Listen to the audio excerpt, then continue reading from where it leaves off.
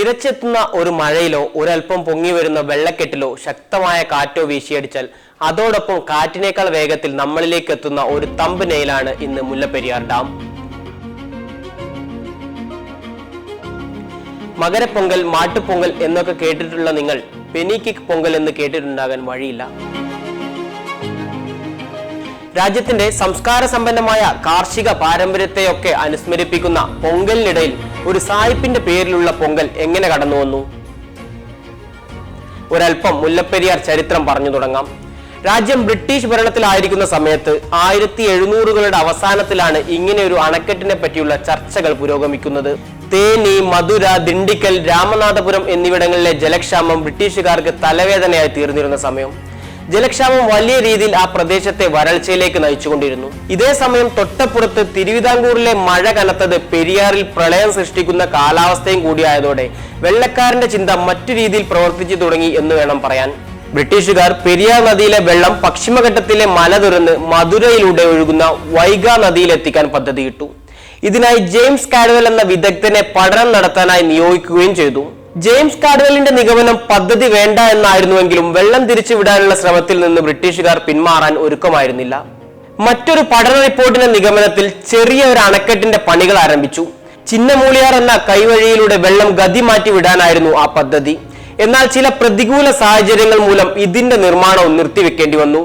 ഇനിയാണ് നമ്മുടെ കഥയിലെ യഥാർത്ഥ നായകൻ കടന്നു വരുന്നത്. നായകനാണോ വില്ലനാണോ എന്ന് തീരുമാനിക്കാനുള്ള സ്വാതന്ത്ര്യം ഞാൻ പൂർണ്ണമായും നിങ്ങൾക്ക് വിട്ടു നൽകുകയാണ്. 1882 നിർമ്മാണ വിദഗ്ധരായ ക്യാപ്റ്റൻ പെനിക്കിക്, ആർ സ്മിത്ത് എന്നിവർ പുതിയ പദ്ധതി സമർപ്പിക്കാനായി എത്തുന്നത്. മുടങ്ങിപ്പോയ എല്ലാ പഠന റിപ്പോർട്ടുകളും പഠിച്ച ശേഷം നടപ്പിലാക്കാൻ കഴിയുന്ന ഏറ്റവും പുതിയ ഒന്ന് അതായിരുന്നു ക്യാപ്റ്റൻ പെനിക്കിക് സമർപ്പിക്കപ്പെട്ട പദ്ധതി. ചുണ്ണാമ്പ്, സുർക്കി, കരിങ്കൽ എന്നിവ ഉപയോഗിച്ചുള്ള അണക്കെട്ടിന് അന്ന് 53 ലക്ഷം രൂപയായിരുന്നു ചെലവ് പ്രതീക്ഷിച്ചിരുന്നത്. ഇവിടെയാണ് കേരളവും തമിഴ്നാടും തമ്മിൽ ഇന്നും നിലനിൽക്കുന്ന സംഘർഷത്തിന്റെയും ഇനിയും നമുക്ക് മുല്ലപ്പെരിയാർ ഡാം ഡീകമ്മീഷൻ ചെയ്യാൻ കഴിയാത്തതിന്റെയും തമിഴ്നാടിന് വെള്ളം നൽകേണ്ടി വരുന്നതിന്റെയും കാരണമായ മുല്ലപ്പെരിയാർ പാട്ടക്കരാറിന് തുടക്കമാവുന്നത്.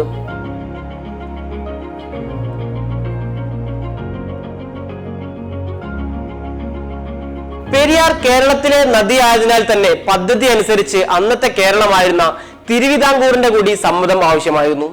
തിരുവിതാംകൂർ ആകട്ടെ അന്ന് ഭരിച്ചിരുന്നത് വിശാഖം തിരുനാൾ രാമവർമ്മയായിരുന്നു. ബ്രിട്ടീഷുകാരുമായി ഈ ഒരു കരാറിൽ ഏർപ്പെടാൻ അദ്ദേഹം ആദ്യം തയ്യാറായിരുന്നില്ല. നിരവധി ഭീഷണികൾക്കൊടുവിൽ സമ്മർദ്ദത്തിന് വഴങ്ങിയാണ് വിശാഖം തിരുനാൾ രാമവർമ്മ 1886 ആ ഉടമ്പടിയിൽ ഒപ്പുവെക്കുന്നത്. എന്റെ ഹൃദയരക്തം കൊണ്ടാണ് ഞാൻ ഒപ്പുവെക്കുന്നത് എന്നാണ് വിശാഖം തിരുനാൾ മാർത്താണ്ഡവർമ്മ ഈ കരാറിനെ വിശേഷിപ്പിച്ചത്.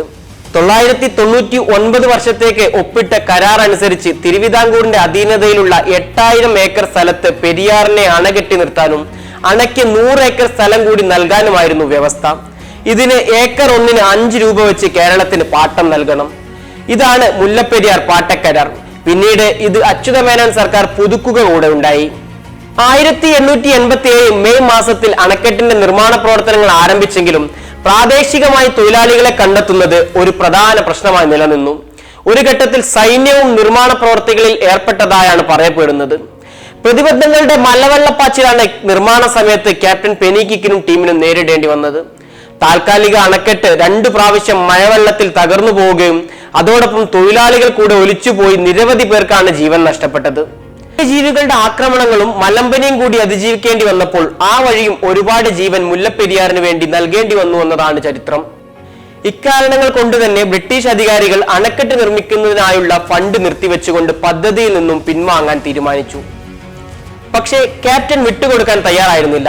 പെനിക്കിക്ക് സ്വന്തം നാടായ ഇംഗ്ലണ്ടിലേക്ക് തിരിച്ചുപോയി തന്റെ സമ്പാദ്യങ്ങൾ വിറ്റുകിട്ടിയ പണം ഉപയോഗിച്ച് ഡാമിന്റെ നിർമ്മാണം പൂർത്തീകരിച്ചു എന്നാണ് പറയപ്പെടുന്നത്. ബ്രിട്ടീഷ് സർക്കാരിന്റെ ആർമി എഞ്ചിനീയർ മാത്രമായിരുന്ന പെനിക്കിക്കിന്റെ മുല്ലപ്പെരിയാർ എന്ന പ്രൊജക്ടിനോടുണ്ടായിരുന്ന ആത്മസമർപ്പണവും നിശ്ചയദാർഢ്യവും ഒന്നുകൊണ്ട് മാത്രമാണ് പ്രതിബന്ധങ്ങളെ മറികടന്നുകൊണ്ട് അന്നത്തെ കാലത്തെ ഈ ഒരു എഞ്ചിനീയറിംഗ് വിസ്മയം യാഥാർത്ഥ്യമാക്കാൻ സാധിച്ചത്. സ്വന്തം സ്വത്തുവകകൾ വിറ്റ് തമിഴ്നാട്ടിലെ കൊടും വരൾച്ചയെ മറികടക്കാൻ ജലം എത്തിക്കുകയും അതിനുവേണ്ടി ബ്രിട്ടീഷ് സർക്കാരിന്റെ തീരുമാനത്തെ പോലും മറികടക്കുകയും ചെയ്ത പ്രിയപ്പെട്ട ക്യാപ്റ്റന് വേണ്ടി തമിഴ്നാട്ടിലെ തേനി ജില്ലയിൽ പൂർണ്ണകായ വെങ്കല പ്രതിമയ്ക്കൊപ്പം അവിടെ നിർമ്മിച്ച പുതിയ ബസ് ടെർമിനലിലും തങ്ങളുടെ ആരാധനാ പുരുഷന്റെ പേര് നൽകിക്കൊണ്ട് ആ നാട് ഇന്നും ആ ചരിത്ര പുരുഷനെ ഓർമ്മിക്കുകയാണ്. പൊങ്കൽ വരുന്ന ജനുവരി മാസത്തിലെ 2ാമത്തെ ആഴ്ച തന്നെയാണ് അവരുടെ ദൈവതുല്യനായ ക്യാപ്റ്റന്റെ ജന്മദിനവും. ഇന്നും തമിഴ്നാട്ടിൽ ജനിച്ചു വീഴുന്ന കുഞ്ഞുങ്ങൾക്ക് ക്യാപ്റ്റന്റെ പേര് നൽകിയും പൂജാമുറികളിൽ ദൈവത്തോടൊപ്പം തന്നെ സ്ഥാനം നൽകിയും തമിഴ്നാട്ടുകാർ അദ്ദേഹത്തോടുള്ള ആ സ്നേഹം നിലനിർത്തി പോരുന്നു.